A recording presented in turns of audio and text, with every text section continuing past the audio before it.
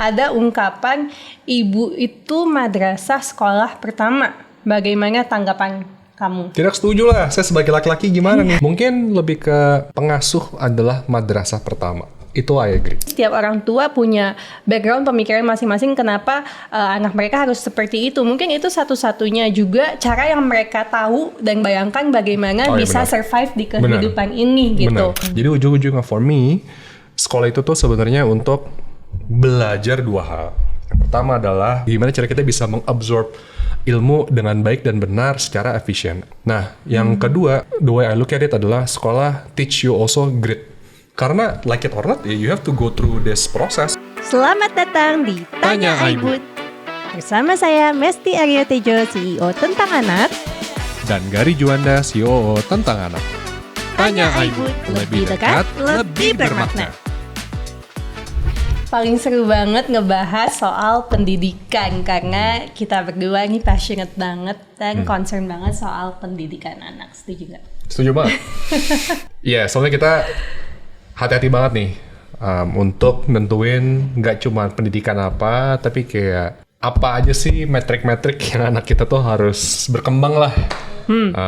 Gitu sih, jadi bukan akademis doang ya definisi pendidikannya. Oke, ini masuk nih ke pertanyaan dari Aibun yang sudah bertanya kemarin-kemarin. Pertama, jelasin dong latar belakang pendidikan kalian masing-masing. Jadi saya KTP asli TK, SD, SMP, SMA Al-Azhar 1 Kebayoran. Jadi 14 tahun di satu sekolah yang sama, di tempat di gedung yang sama juga. Terus 2007 lulus SMA. Alhamdulillah dapat beasiswa full 100% untuk academic tuition dan juga living cost ya ke Jepang, ke Ritsumeikan. 4 tahun di sana. Terus dari sana 4 tahun lulus kuliah S1, dulu ngambil Bachelor of Economics. Habis itu lulus kerja di Jepang, di Tokyo. Kerja 4 tahun di Rakuten, perusahaan teknologi terbesar di Jepang waktu itu. Kerja sebagai product manager pertama yang non-Japanese. Gitu, 2 tahun, kemudian 2 tahun berikutnya kerja sebagai strategic corporate planning di Tokyo sana. Lalu 2015 mulai S2 MBA. MBA di Harvard Business School. 2 tahun, habis itu selesai sekolahnya. Nikah deh. Habis itu nikah deh. Oke, thank you. Kalau aku justru lebih banyak sekolahnya ya. Beda banget sama Gary sekolahnya gitu. Kalau Gary 14 tahun di sekolah yang sama, aku bahkan TK aja ada 4 udah ganti-ganti. Dari kecil jadi TK tuh udah. TK zaman dulu gak sebanyak itu juga kan jumlahnya ya, tapi kenyataannya aku awalnya di playgroup kepompong namanya. Aku juga kepompong. Kamu kembang sayang. Oh. Dekat-dekatan kita tetangga. Iya. Kemudian ya pokoknya TK-nya 4, terus aku SD di sekolah Katolik, padahal aku Muslim, jadi itu pengalaman yang sebagai minoritas ya. Iya, sebagai minoritas, jadi ya banyak orang berbeda sama kita kenyataannya. Terus SMP aku sekolah di sekolah Islam yang memang cenderung lebih homogen gitu. Aku sekolah di Al-Izhar. Waktu SD di mana? Tarakanita. 1 apa 5? Tarakanita Kebayoran Baru Tendean. Nah terus pas SMA aku masuk ke sekolah negeri yang itu beda banget sama sekolah swasta ya. SMA berapa, agak panik, agak culture shock juga. SMA berapa? SMA 8 Jakarta. Kemudian kuliah di FKUI, kuliah jadi dokter tuh 5 tahun. Habis itu jadi dokter di Flores di NTT 1 tahun di sana. Kemudian balik kerja jadi dokter lagi di Jakarta, ngikutin, jadi mungkin nggak banyak yang tahu aku tuh dulu asisten pribadi Prof. Aman gitu. Jadi selama hampir 2 tahun jadi ngikutin beliau aja, praktek di Pondok Indah, praktek di klinik anakku gitu. Dan itu belajar banyak banget. Habis itu lanjut spesialis, panjang ya. Lanjut spesialis itu 5 tahun di UI lagi ngambil spesialis anak. Habis itu pas pandemi ngambil masters Johns Hopkins, ngambil kesehatan masyarakat public health. Jadi hobinya apa, Bu? Sekolah. Ini juga mau sekolah lagi. Iya, mau PhD lagi ya. Jadi pertanyaan selanjutnya, ada ungkapan ibu itu madrasah sekolah pertama. Bagaimana tanggapan kamu? Tidak setuju lah, saya sebagai laki-laki gimana nih sebagai ini sebenarnya statementnya seksis banget ya. Iya, Mungkin lebih ke pengasuh adalah madrasah pertama. Itu I agree. Iya, pengasuh anak adalah madrasah pertama. Oleh karena itu, kita sebagai orang tua harus mindful banget. Anak itu diasuh secara utama oleh sosok siapa. Gitu. Kalau memang kita sibuk, kita percayakan kepada suster atau kepada orang tua, ya kita harus ensure apakah sudah cocok dan siap untuk menjadi madrasah pertama si anak. Karena ya madrasah pertama pasti akan sangat berkesan dan memiliki kenangan yang dalam ya gitu. Jadi ya kita harus bisa ensure itu experience-nya yang baik. That's my view. Ya, aku percaya juga dengan statement it takes a village to raise a child sih, bahwa bukan ibu sendiri gitu. Karena kalau bebannya di ibu sendiri rasanya kok berat banget ya gitu. Memang betul anak hamilnya di perut ibu gitu. Tapi kan secara keseluruhan mental ibu, fisik ibu itu juga dipengaruhi dari support system di sekelilingnya gitu. Kemudian makanan yang bernutrisi yang dimakan itu kan juga mempengaruhi si anak. Bahkan stimulasi dari kehamilannya itu. Karena kan anak itu madrasahnya tuh udah dari kehamilan sekolahnya gitu. Bagaimana? Sudah pesantren ya di situ ya. Iya, karena otak kan udah berkembang dari kehamilan, pendengaran udah berkembang dari kehamilan. Bagaimana anaknya mendengarkan interaksi ibunya, percakapan sama lingkungannya, apalagi sama pasangannya gitu. Komunikasinya positif kah atau penuh dengan huru-hara kah gitu. Anak tuh sudah merasakan dari kandungan gitu. Nah, kemudian setelah dia lahir, kalau ibunya privilege nih bisa ngurus anaknya sendiri, ya benar ibunya madrasah utama gitu. However, kita kan nggak bisa ngejudge ya. Setiap keluarga punya kebutuhan masing-masing, setiap keluarga punya kepentingan, si ibu punya mimpi apa, siapalah manusia untuk ngejudge itu kan. Tapi setuju kata Gary, penting banget siapa nih caregiver utamanya gitu. Apakah ibu sendiri yang memang secara kapasitas memadai untuk mengasuh anak, atau memang menurut ibu bapaknya ada someone yang lebih kompeten untuk mengasuh anaknya saat itu. Tapi kuncinya percaya. Karena kalau ibu misalnya caregiver utamanya bukan ibunya, susnya gitu. Tapi ibunya nggak percaya banget sama susnya, itu anaknya ujungnya juga bisa merasakan juga ya? Merasa dan akan cemas juga ujungnya anaknya, sehingga pasti itu mempengaruhi tumbuh kembang. Setuju. Oke. Next. Yang kedua. Kurikulum atau metode belajar apa yang Bunda dan saya pilih? Ini menarik juga sih. Kita diskusi cukup panjang ya untuk pemilihan sekolah. Bahkan sebenarnya... Ini maksudnya metode sekolahnya tuh apa gitu kali ya? Iya, kurikulum ke anaknya gitu. Bahkan kayak Galendra lumayan mirip aku ya. TK-nya aja pindah ada 3 kali ya. 3 kali gitu, 4 kali. Kami merasa kembali lagi ke kebutuhan anaknya juga kan. Anaknya tipe yang seperti apa? Apakah anaknya sukanya lebih science kah? Atau anaknya lebih suka art kah? Lebih suka sports kah? Atau secara kepribadian nih ya, kayak kami melihat Galendra adalah anak yang super sensitif. Dan very peculiar, dalam arti sangat detail terhadap hal, tapi secara perasaan juga sangat sensitif gitu. Jadi kami mencari sekolah yang memang cocok untuk anak seperti Galendra dan bisa meningkatkan kepercayaan diri Galendra gitu kan. Jadi pertama cari yang sesuai sama anaknya dulu. Kalau aku sih kayaknya kita bahasannya bahkan sebelum kita bahas kurikulum, step back before that adalah kita pengen dia tuh grow up jadi orang seperti apa sih?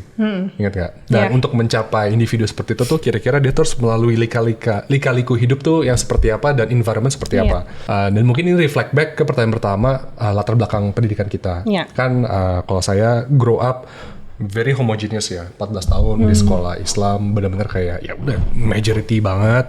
Dan saya baru merasakan menjadi minority itu di saat umur 17-18 tahun lah, pertama kali pas pindah ke Jepang. Sedangkan kan kalau Bunda udah ngerasain becoming a minority itu dari kecil banget gitu ya. And I think building that empathy bahwa there's a minority voice, terus kayak be very critical and be mindful of your social surrounding is very important. Luckily kita experience that, bedanya adalah you were earlier, I was later gitu. Dan itu something yang kita pengen kedua anak kita tuh ngerasain kayak gitu. Jadi itu kayaknya basicnya banget, karena dari perasaan itu going through that life experience itu ngebuat anak lebih great, lebih mindful, lebih empathetic, lebih humble juga. Dan I think those are the fundamental kayak values, karakteristik yang kita sama-sama pengen anak kita punya. Baru setelah itu kayak academics, IQ, whatever, kurikulum itu mungkin comes second lah for us gitu. Setelah kita align on that, jadi kita cari dulu nih sekolahnya, karena kurikulumnya sama nih, bisa ada kurikulum nasional plus, IB, whatever lah. Tapi being able to create that value and karakteristik beda-beda nih, walaupun sama-sama IB dan IB. Tapi kan mungkin being capability untuk nge-produce, untuk ngebuat environment yang bisa anaknya itu experience that life experience kan berbeda-beda. Jadi kita align on that dulu sih. I think itu yang kita align di awal ya. Dan sekolah yang kita pilih belum tentu sekolah yang terbaik buat anak Aibun lainnya kan gitu. Karena setiap keluarga punya value masing-masing. Bahkan kita dengan kakak adik kita, dengan sahabat kita juga pilihan sekolahnya beda gitu. Jadi mungkin lebih kayak thinking prosesnya yang tadi Gary jelaskan, kayak value keluarganya tuh mau seperti apa, anaknya mau seperti apa, dan kemampuan apa sih yang pada akhirnya ketika anak menghadapi tantangan dunia yang harus dia miliki gitu. Itu yang menjadi landasan kita juga untuk memilih sekolah ya. Iya benar. Oke, pertanyaan selanjutnya, kan banyak banget nih yang bilang bahwa akademik tuh nggak penting tahu. Coba dia lihat kayak ya banyak orang sukses tuh bahkan drop out, nggak sekolah gitu. Gimana menurut kamu? Gini, orang tuh selalu beranggapan kita tuh pergi ke sekolah untuk mendapatkan ilmu. Padahal makin kesini itu sebenarnya ilmu itu bisa didapetin dari banyak tempat, tidak hanya di sekolah doang. Jadi ujung-ujungnya for me, sekolah itu tuh sebenarnya untuk belajar dua hal. Yang pertama adalah udah pasti bukan sosialnya sih, tapi lebih ke kayak kita terpapar berapa banyaknya ilmu. Kan kalau kita ke sekolah itu kan pagi, siang, sore mungkin ada kayak 5-8 kelas, itu kan berbeda-beda. Dan untuk berbeda-beda mata pelajaran itu kan kayak bagaimana cara kita bisa belajar dengan cepat untuk kita mengabsorb ilmu yang beda-beda. Karena kalau misalnya kita di luar sana, ilmu yang kita bisa pilih tuh banyak banget, dan sebenarnya the goal adalah bukan gimana cara kita bisa mendapat akses ke ilmu, tapi gimana cara kita bisa mengabsorb ilmu dengan baik dan benar secara efisien. I think that's what we learn di sekolah. Nah, yang kedua, mungkin a lot of people will say sekolah itu tempatnya social and everything, tapi sebenarnya you can also gain that di ekstrakurikuler, di clubs, di community, di remaja masjid and everything. Tapi yang the way I look at it adalah sekolah teach you also grit. Karena like it or not, you have to go through this process gitu. SD 6 tahun gitu, SMP 3 tahun, SMA 3 tahun gitu. Jadi I think being able to go through the process, the hardship, semua emang udah dibikin kurikulumnya, itu something yang dipelajarin di sekolah sih kayak gitu. Karena you just have to really go through that process to finally you graduate gitu.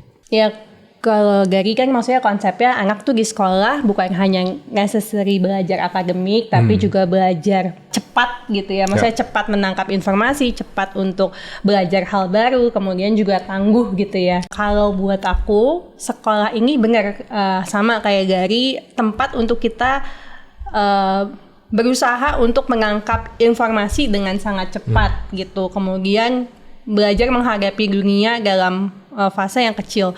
Untuk akademik sendiri itu adalah bentuk kita mempersiapkan safety net untuk kompetensi yang kita miliki ketika kita menghadapi tantangan dunia. Nah, kalau kita bahas bahwa akademik tuh nggak penting, buktinya orang sukses yang drop out banyak, tapi itu seberapa banyak sih gitu kan? Kayak mungkin datanya hanya segelintir, tapi itu mungkin menjadi satu acuan yang dipakai masyarakat dan artinya nggak bisa valid gitu. Setuju. Dan bagiku penting untuk individu itu membangun kompetensi yang cukup lama, kadang cukup complicated, yang mungkin pada saat jalanannya mungkin nggak gitu nyaman gitu. Misalnya kayak aku sekolah jadi dokter, kita lihat berita soal PPDS sekarang betapa banyak banget gitu ya, bahwa mereka berat, sengsara, tapi setelah dijalanin, oh ternyata dengan melalui itu pun banyak hal yang jadinya bisa kami lakukan untuk contribute ke masyarakat gitu. Jadi emang jalannya akademik nggak gitu mudah, tapi in the end itu bisa menjadi safety net ketika kita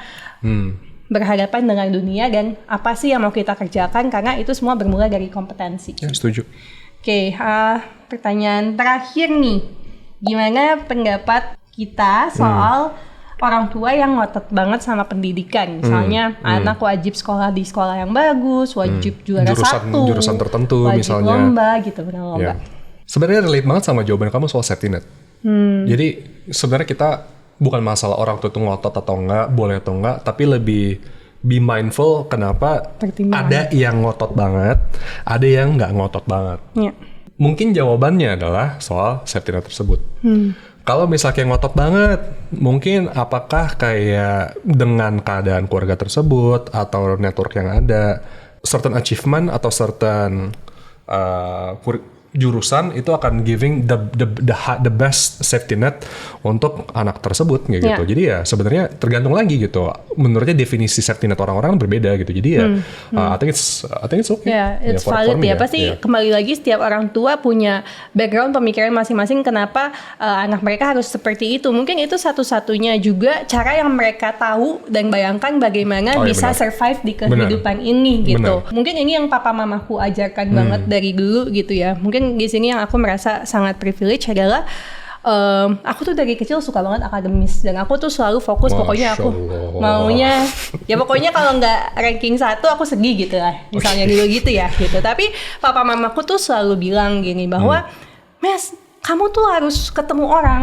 kamu tuh harus sosialisasi. Walaupun dalam hati aku maunya mojok aja di kamar baca buku gitu, tapi ternyata pada akhirnya itu skill yang penting banget gitu. Jadi pada akhirnya if you want to go for academics, go gitu. However, you need to balance it with also socializing with other people, karena in the end you cannot do everything by yourself gitu. Benar.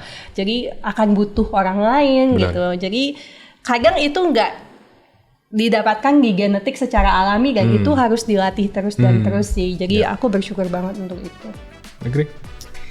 Oke, udah selesai nih pertanyaannya. Kalau Aibun sendiri gimana sih? Merasa nggak sih akademik itu penting banget atau nggak penting banget atau seperti apa? Boleh share di kolom komentar. Oke, and that being said, sampai ketemu lagi. See you Aibun.